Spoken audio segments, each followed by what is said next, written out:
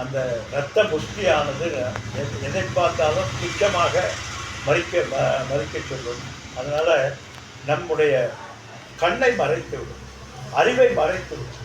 இந்த மோகத்தினால், இந்த மயக்கத்தினால் அறிவை மறைத்து விடும். அதுபோல் ஜனம் அடுத்தது ஜனம் நம்மை சுற்றி இருக்கக்கூடியவர்கள் அல்லது நம்ம சொந்த பந்தங்கள் பெரிய ஆளாக இருந்துன்னா அவரை வச்சு நான் எல்லாம் படிப்பேன். எப்படி மினிஸ்டருக்கு பக்கத்தில் இருக்கிறான்னா இவன் மினிஸ்டரை விட இவன் ஜாஸ்தி ஆடுவான். மினிஸ்டர் கூட இவ்வளோ ஆட மாட்டான், அவன் இவ்வளோ ஆடுவான். காரணம் மினிஸ்டர் இருக்காரு அப்படிங்கிற ஒரு தன்மை. அல்லது இன்னும் சிலர் இருக்காங்க, நேம் டிராப்பிங் சொல்லுவார் சாமிஜி. இப்போத்தான் மோடிக்கிட்டு வர்றேன், இந்த படத்தை பார்த்துட்டு இப்போத்தான் மோடிக்கிட்டு வர்றேன் அப்படின்னு எதுக்கு எடுத்தாலும் நம்ம உடனே சொல்லி இது பண்ணிக்கிறது. அதுபோல் இவருக்கும் மோடிக்கு சம்பந்தம். அவர் எங்கேயோ சாமிஜியை பார்க்க வந்த வழியில் நம்ம கையை பிடிச்சாரு, நம்ம ஏதோ பேசணும், உடனே அதை ஒரு பொருளாக்கிட்டு மோடிக்கு எனக்கும் ரொம்ப கை கொடுக்கக்கூடிய அளவுக்கு சிநேகிதம் சொல்லி காரியம் சாதிச்சா அது எவ்வளோ நாளைக்கு இருக்கும், உண்மை தெரிகிற வரைக்கும். அதுபோல் எந்த ஒரு ஜனங்களும், என்னுடைய அப்பா அவர், என்னுடைய தாத்தா நீ யார் யான்னு சாமிஜி கேட்பார். எங்கள் அப்பா பெரிய கலெக்டர், அது அவர் கலெக்டர், நீ யார்? அதான். அதனால் இந்த சார்ந்திருக்கக்கூடியவர்களினுடைய தன்மையை பொறுத்து எனக்கு ஒரு மதிமயக்கம் வந்தது. அந்த அந்த அந்த ஒரு திமிர், அந்த மயக்கம் நான் பெரிய ஆள், நான் எதையும் சாதிச்சிருவேன் என்கின்ற எண்ணம் வரக்கூடாது. அதான் மாகுரு தனஜன யவ்வன கர்வம். இதெல்லாம் கர்வத்தை கொடுக்கக்கூடிய, ப்ரௌடு வரக்கூடியது. ஏன்ப்பா செய்யக்கூடாதுங்கிற, ஏன் இதெல்லாம் செஞ்சால் என்ன, இன்ஃப்ளூயன்ஸ் தானே பயன்படுத்திக்கலாமே அப்படின்னா இல்லை. எப்படி இந்த ஸ்டாலின் அவங்க அப்பா சீஃப் மினிஸ்டராக இருக்கும்போது பெரிய பெரிய டிஐஜிகளெல்லாம் போய் சாராயம் வாங்கிட்டு வச்சுருவாராம். அவர் கேட் கதவை திறக்க சொல்லுவாராம். அப்படியெல்லாம் பண்ணிட்டு இருந்தார்.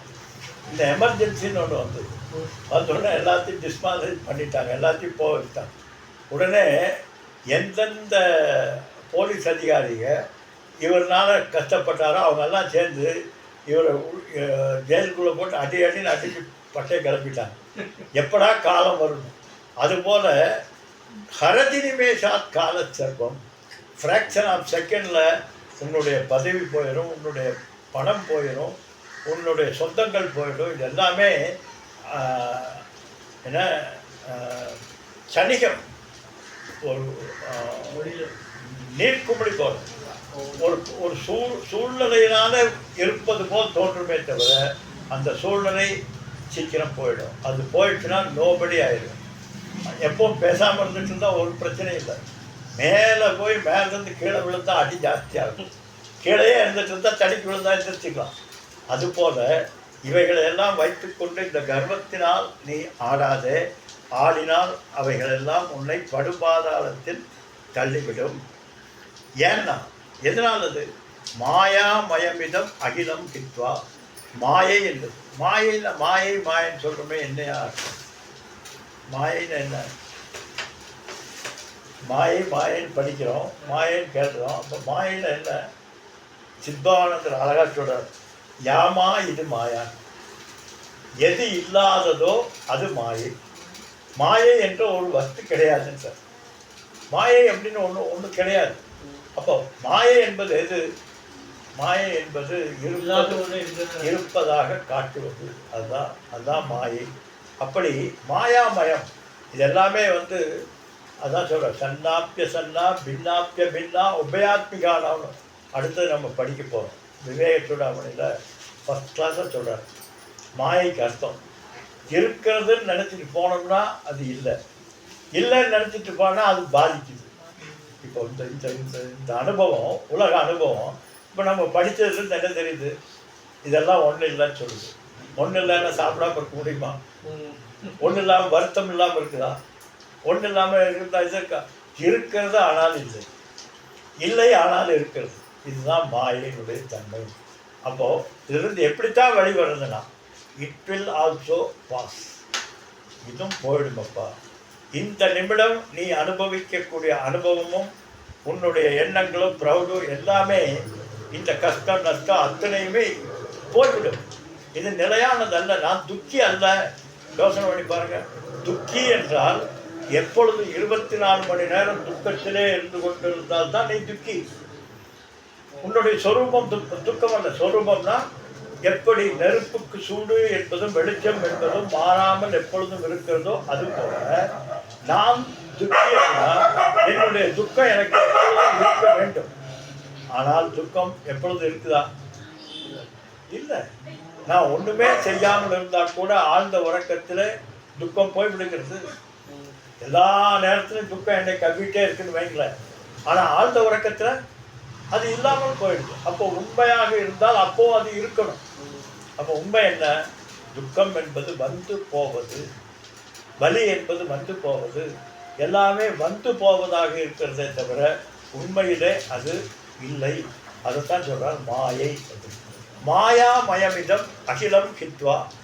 இந்த உண்மையை தெரிந்து உன்னுடைய அனுபவங்கள் எல்லாம் பொய் என்று அதிலிருந்து வெளிவந்தால் பிரம்மபதம் தொம் பிரவிச விதித்வா. அப்போ தான் பிரம்மா பரபிரம்மத்தினுடைய உண்மையான தன்மையை உணர்ந்து அதிலே நீ நினைத்து நம்முடைய லட்சியம் என்னன்னா எதுக்கு இந்த பாடுபடுறோம்? எதுக்கு காலையிலேருந்து சாயந்தரம் வரைக்கும் இந்த பாடுபடுறோம்? டென்ஷன் இத்தனை டென்ஷனை தலையில் ஓட்டுட்டு எதுக்கியா அப்படின்னா நிம்மதியாக இருக்கணும். நான் நிம்மதியாக இருக்க வேண்டும் என்பதுதான் என்னுடைய லட்சியம்.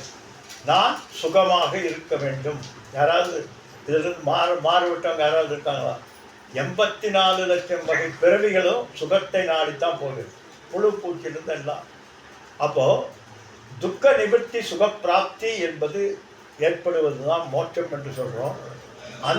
அந்த நிலைக்கு பேர் தான் பிரம்மபதம். அந்த பரபிரம்ம ஸ்வரூபத்திலே நிலைத்திருக்கக்கூடிய தன்மையை நீ இந்த மாயையாக தோற்றமளிக்கக்கூடிய இந்த பிரபஞ்சத்தை எல்லாம் துச்சம் என்று, இது வந்து போவது என்று எப்பொழுது நீ விலக்கி தூர எரிகிறாயோ அப்பொழுதுதான் நீ பிரம்மனிலே நிலைத்திருக்க முடியும். அந்த பிரம்ம பதத்திலே நீ நிலைத்திருந்தால் மட்டும்தான் சுகப்பிராப்தி. மற்றது எல்லாமே சுகப்பிராப்தி அல்ல. காரணம் என்னன்னா சுகமாக தோன்றுவது தானே தவிர சுகப்பிராப்தி அல்ல. எல்லாமே எந்த ஒரு சுகமாக இருந்தாலும் அது துக்கத்தினுடைய நுழைவாயிருக்கிறார். சாமிஜி அழகாக சொல்வார்.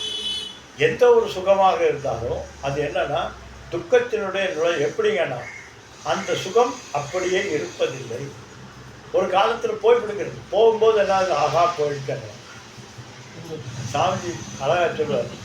ஒரு கொக்கோ கோலா வாங்கி குடிக்கும் போது பெசாமல் குடிச்சிட்டு தான் ஒன்றும் குடிச்சிட்டு பாட்டில் பார்த்தா துக்கம் வந்து தீர்த்து வச்சே துக்கம் வந்து. அப்போது எந்த ஒரு சுகமும் சுகமாகவே இருப்பதில்லை. அதுவே துக்கத்துக்கு காரணமாகிவிடும். இன்றைக்கி லட்டு சாப்பிட்டுட்டு ஆகா சுகம் என்று நினைக்கிறவன் நாளைக்கு லட்டு கிடைக்கலேன்னு அது துக்கத்தை தரும். அப்படி சுகம் என்பது துக்கத்தினுடைய நுழைவாயில். அப்படிப்பட்ட உண்மையை யார் அறிகிறார்களோ அவர்கள் மட்டும்தான் நிலையான சுகத்தை அனுபவிக்க முடியும், அடைய முடியும். அதுதான் பிரம்மபதம். ஓம் பூர்ணமத பூர்ணமுதச்சது பூர்ணமிதம் பூர்ணமாதாய பூர்ணமேவாவசிஷ்யதே. ஓம் சாந்தி. ஹரி ஓம் ஸ்ரீ குருभ्यो நமः. ஹரி ஓம்.